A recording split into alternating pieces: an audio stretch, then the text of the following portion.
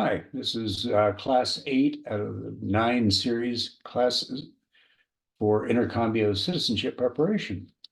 Um, I'm Jim Ferrero, and if you have any questions about anything I say during this video, please send me a text, 720-660-5791. Hopefully you've already written this number down somewhere. I recommend inside your handbook.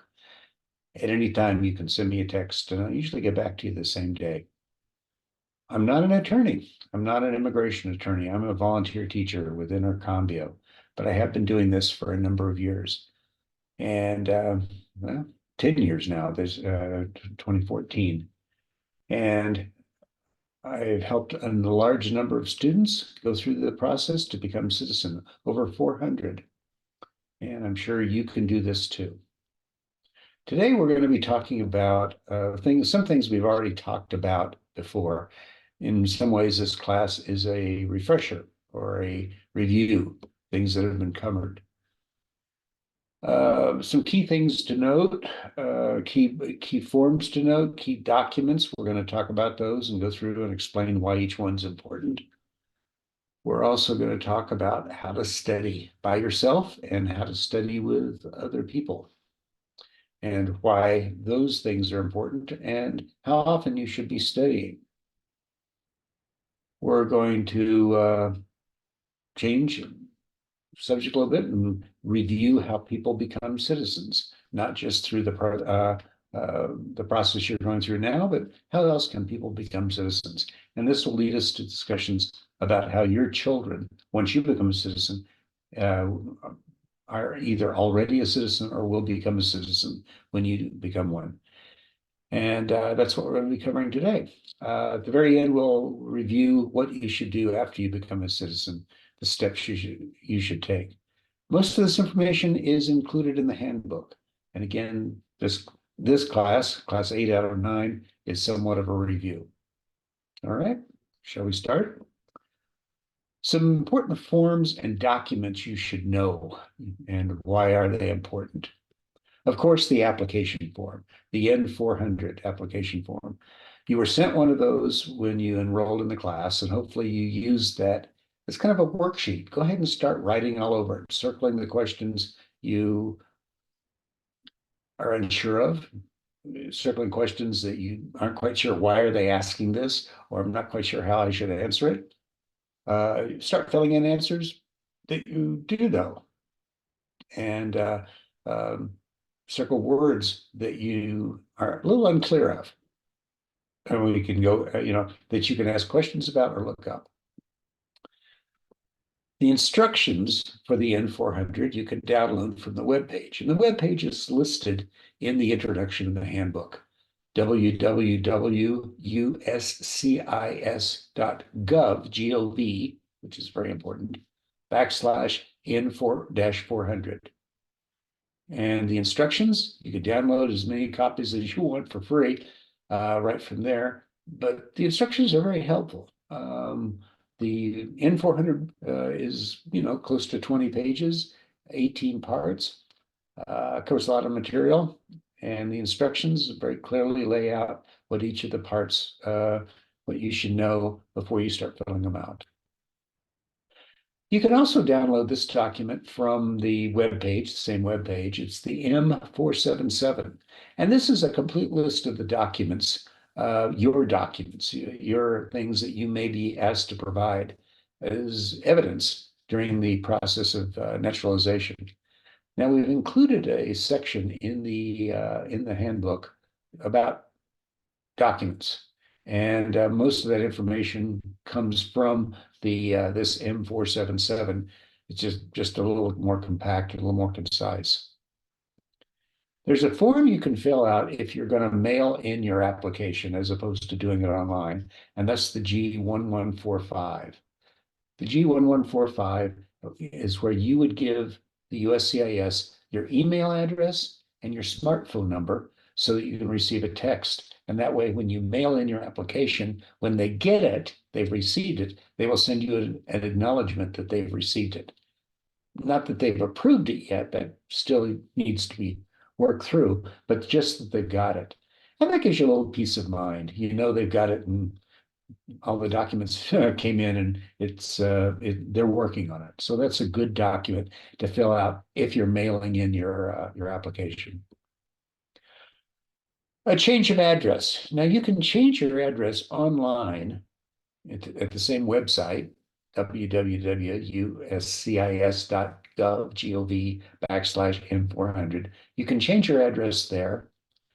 You can change your address once you set up a USCIS account number, but you can also download the form AR11 and mail that in if you wish. It's your choice. Another form is the G1450, and this is your credit card authorization. Again, if you mail in your form, you could use this your application form. You can use this G1450 so that they can charge the fee to your credit card or debit card. Of course, if you do it online, you don't need that form because that's part of the online application process. After you send in your application online or mail it, you will receive an acknowledgement letter. And the acknowledgement letter has some good information. Read through it. If you have mailed in your application, there is a receipt number that's on that acknowledgement letter. You can go back to the webpage, the www.uscis.gov/N400. You can go there and set up an account for yourself, a USCIS account. And this is really helpful for tracking and your progress of your application. You can communicate with the people who are dealing with it. They can communicate with you. You'll get an accurate estimate on when you'll be called in for your interview and test. That acknowledgement and that receipt number is in the acknowledgement letter. And if you've mailed in your application, that's what you'll need to set up an account. About 3 to 5 weeks after you've submitted in your application, either by mail or by doing it online, you'll get a letter. And that letter is about the biometric.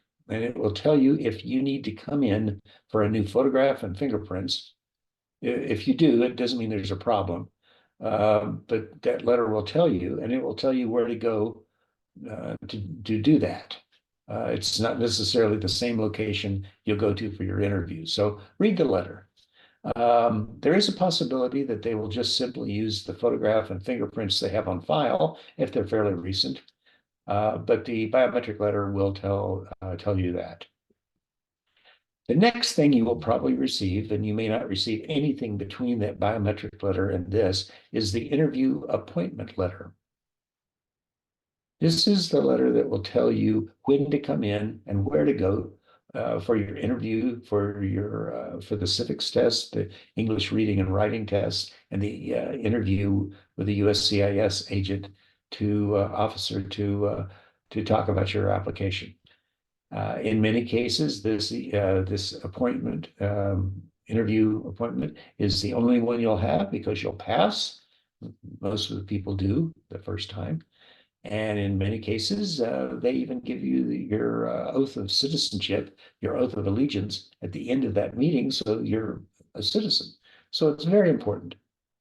Keep this letter, the biometric letter, any documentation, any letter you get from the USCIS, keep those letters because they have good information for you. You should read them very carefully.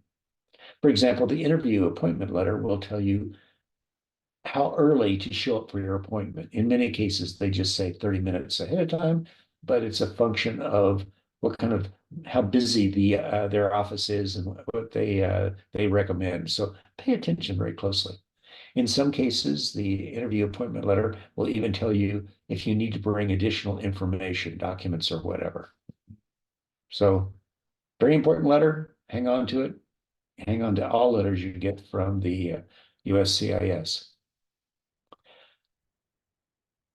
If you receive a phone call from somebody saying they are from the USCIS and they want additional information over the phone, hang up. That's not the way the USCIS deals with people, and it's probably somebody trying to get information from your personal information. So it's probably a scam. The only way the USCIS communicates back to you is via your case status account, online account. You'll get an email possibly from them or a message, text message, or a written letter.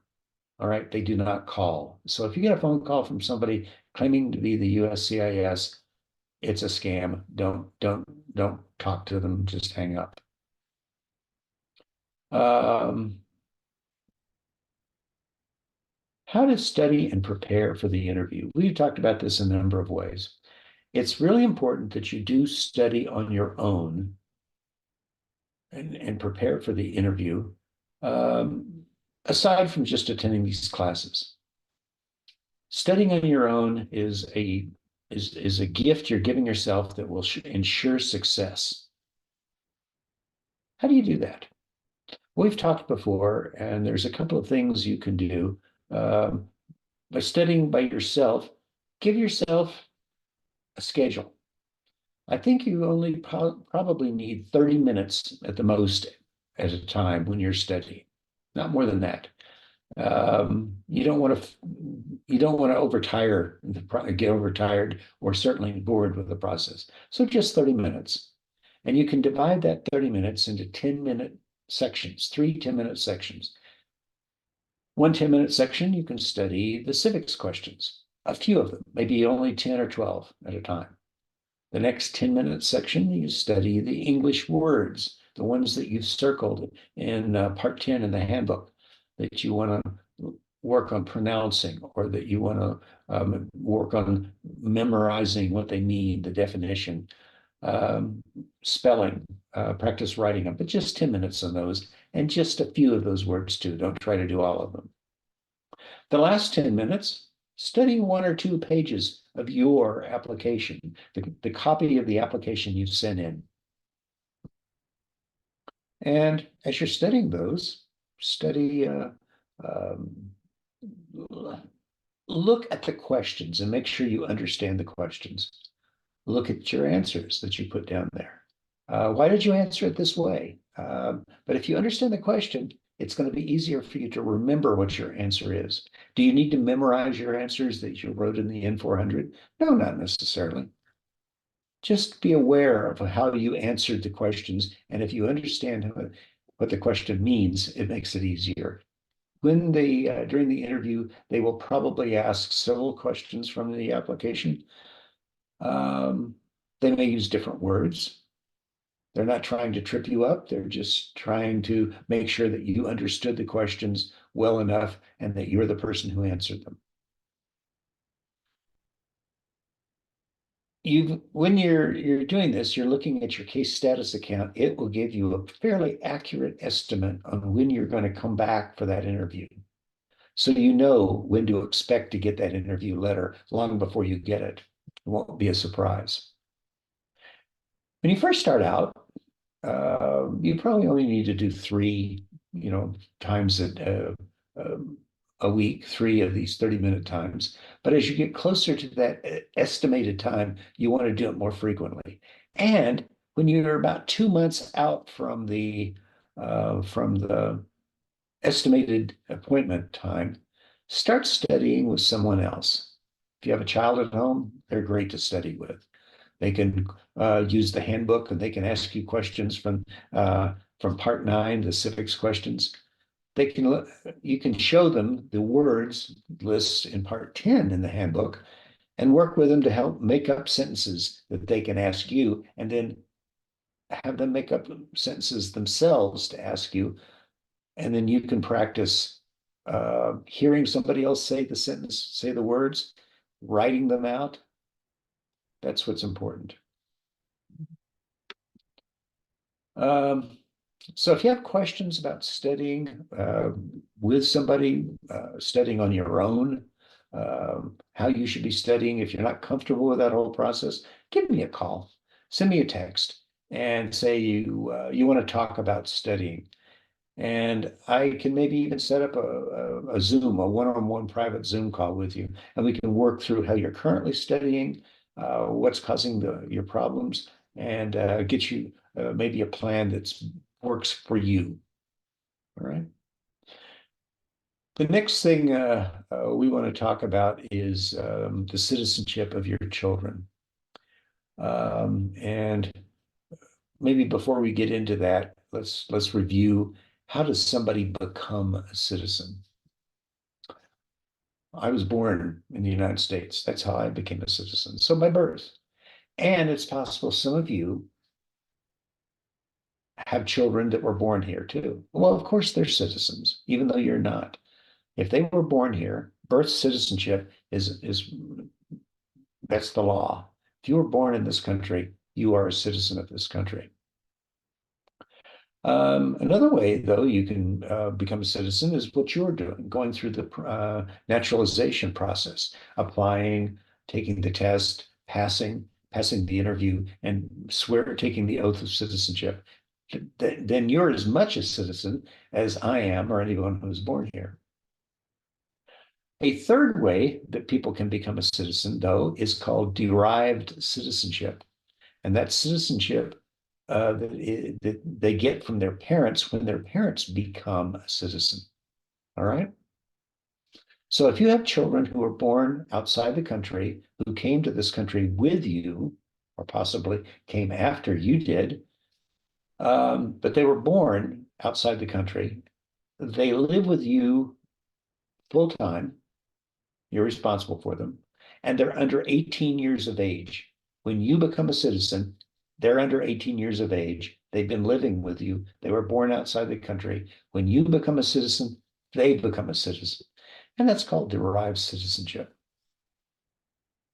It's kind of a neat thing, actually. I'm going to share my screen again. And so, and again, how does somebody become a citizen? We went through that. Their children are born in the US, they're a citizen. Derived citizenship, though, are children who live with you full time. They're under 18 years of age. They're born outside the US. And then when you become a citizen, they become a citizen. Derived citizenship. How do when you become a citizen, you will get a certificate. When you take your oath of citizenship, you get a certificate. That certificate proves you're a citizen. You need to really be careful with that. Hang on to it, put it in someplace safe, because that's your proof. Should you happen to lose that certificate, you can apply to get another one, but it's kind of expensive. So just be very careful with your certificate. But that certificate not only proves you're a citizen, you can use it to help your children prove their citizenship. But another way that both you and your children can prove their citizenship is with a passport. Now, the minute you become a citizen, you can get a passport. You can apply right after you take the oath of citizenship. You can apply for citizenship. Usually that process starts at your local post office. One of the things you'll need to bring, of course, and when you go in there to apply, is you'll download the form, you fill it out, you go into the post office. Sometimes you have to make an appointment, and you go in and you bring your certificate, and you can apply for passports at that time for your children who were born outside the United States but live with you full time and they're under 18. They can use your certificate as well as their birth certificate and apply for a passport as well. And your children who were born here can use just their birth certificate to apply for a passport. So how do you prove the citizenship of your children? If they were born here, their birth certificate is all they need. They get a passport, and the passport is a proof of citizenship. You'll apply for a passport. Your children who are born here can apply for a passport, and derived children can apply for a passport, and that's a proof of citizenship. When you apply for a passport, of course, a passport is, the books, what they look like. You can also at the same time apply for a passport card. And it's a card you can carry in your wallet that has all of your information on a magnetic strip. And that also is proof of citizenship. If you're crossing the border up into Canada, down into the from the United States into Mexico, or going into some of the Caribbean countries just offshore, like the Bahamas, you can use that card. The card's handy. It's also something if you want that peace of mind, you've been carrying around your green card to prove that you're authorized to be here and a legal permanent resident. Um, if you want something like that, that card can provide that to you if you wish. It does cost a little bit extra. But the citizenship certificate that you get at your swearing in when you take your oath of citizenship proves you're a citizen. And you can use that to apply for the passport or at any other thing that you need. When you, for example, we'll talk about it with Social Security, you can use that certificate as well.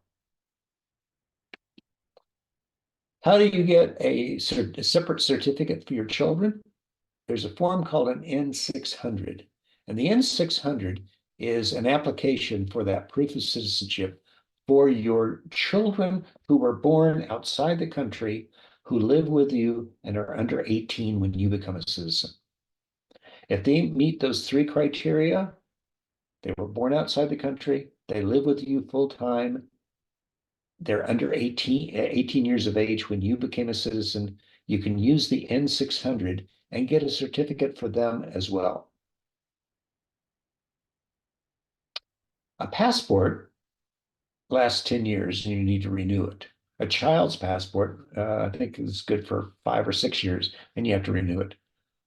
But when you get a certificate through the N-600 for your children who are born outside the country, under 18 when you become a citizen, and who live with you, that certificate is permanent. It never expires. And they can use that the rest of their life. Since the passports do expire and you would have to keep reapplying for them and they would have to keep using your certificate, it probably makes sense that eventually you do go through the N-600 process to get a certificate for your children. But that's up to you. If you have a question about derived citizenship at all, we talk a little bit about it in the handbook. You can look it up yourself online. Or if you want, send me a text and I can go through what you need. All right. So your citizenship, proof of citizenship is up to you. Frankly, once you're in this country, you are a citizen, you're very rarely asked to prove that. Mainly providing proof of insurance, proof of citizenship occurs when you travel. And that's what the purpose of a passport is. If you have questions about any of that, you can talk to me. You send me a text and I'll try to answer your questions.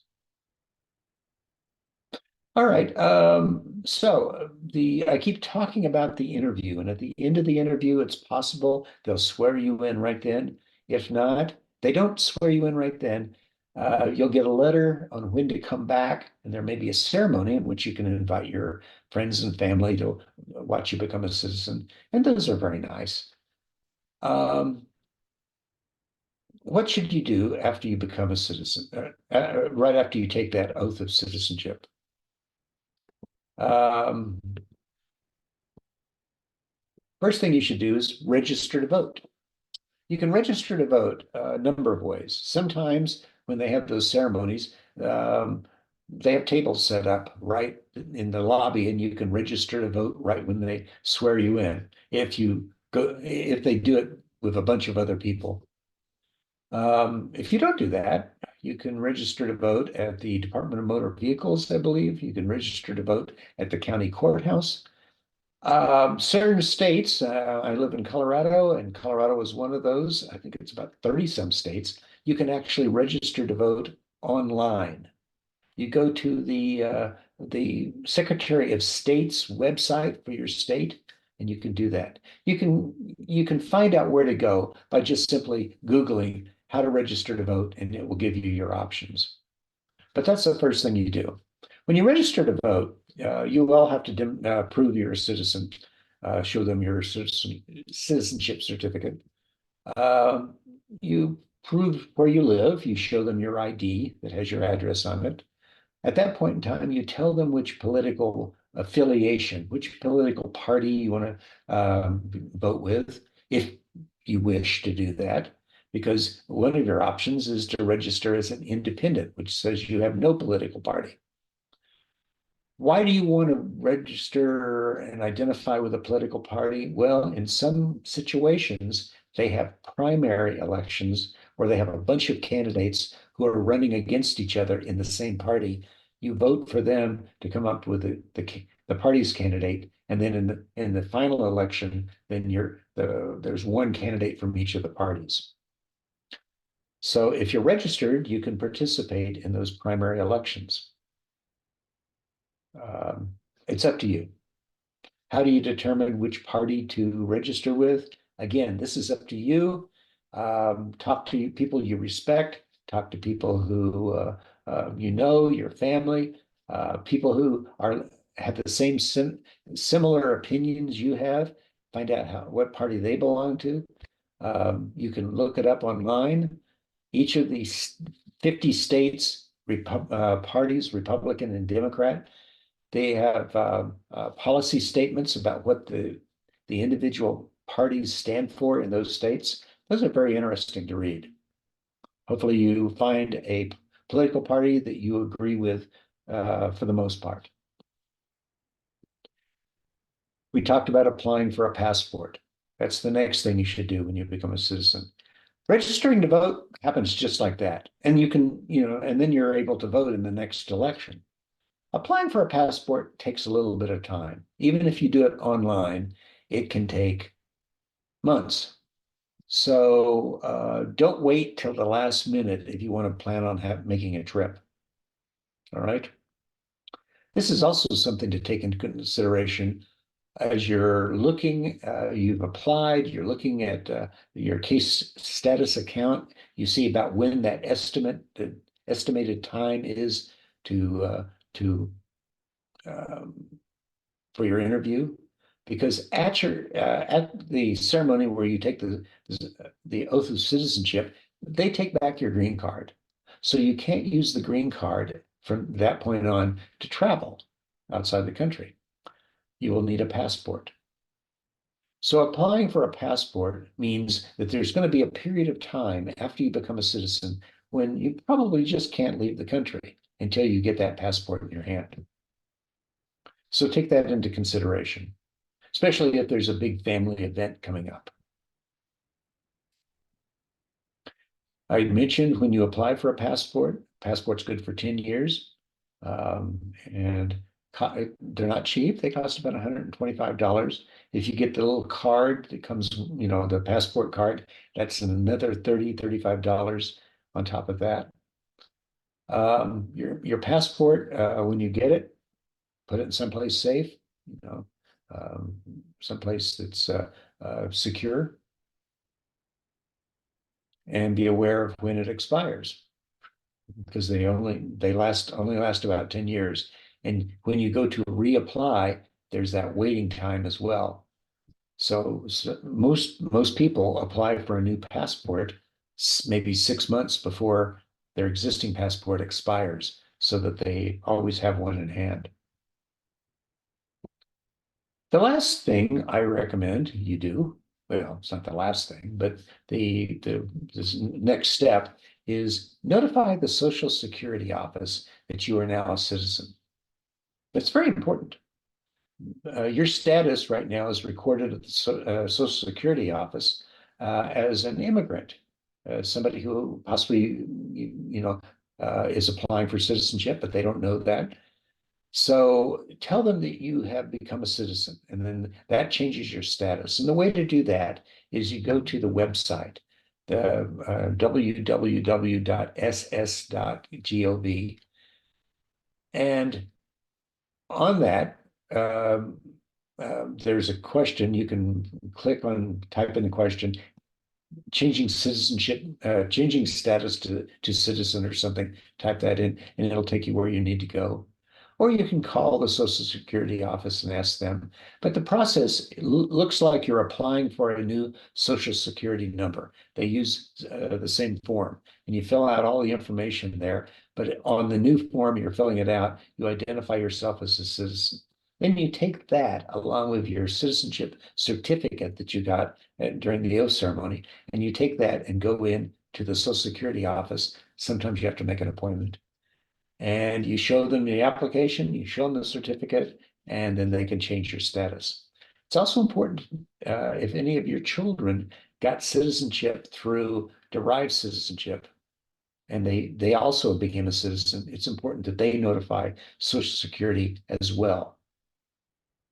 All right. Sometimes people put this off and they wait to the very last, they turn 65 and they want to start applying for benefits, and they're still on the records with Social Security as an immigrant. So you need to take care of that, clean that up.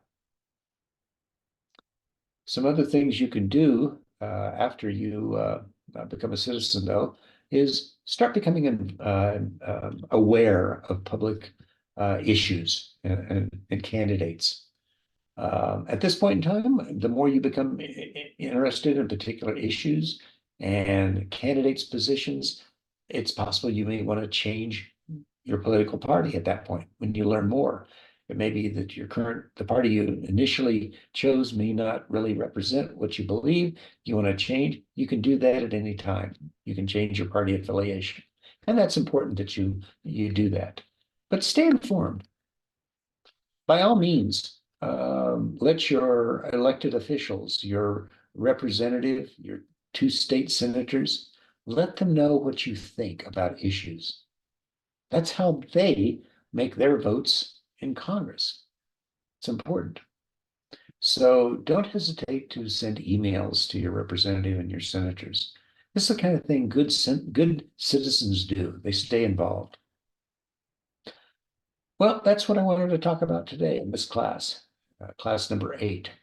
And if you have any question about anything we covered in this class, send me a text. And again, thank you for what you're doing. This is very important. It's important to the country. And those of us who are citizens honestly appreciate what you are doing and going through. I know how expensive it is. I know how stressful it is. I know how hard this is. So I particularly appreciate it. But most citizens do too, because we are, in fact, a country of immigrants who have come here.